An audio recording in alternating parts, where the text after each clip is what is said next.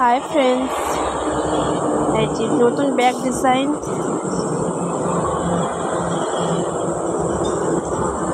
Main পার্টের উপর অস্ত্র ডিজাইন করে বসিয়ে কেটে নেওয়া হলো।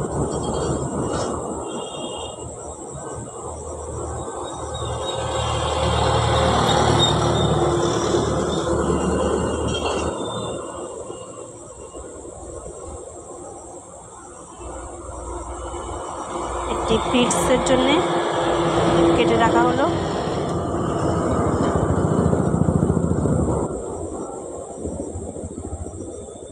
কাপড়টি ফোল্ড করে করা হয়েছিল, ফোল্ডটা খুলে দেওয়া হলো।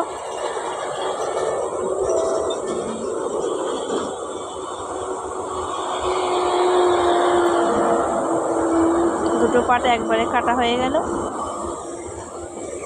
এরপর স্টিচিং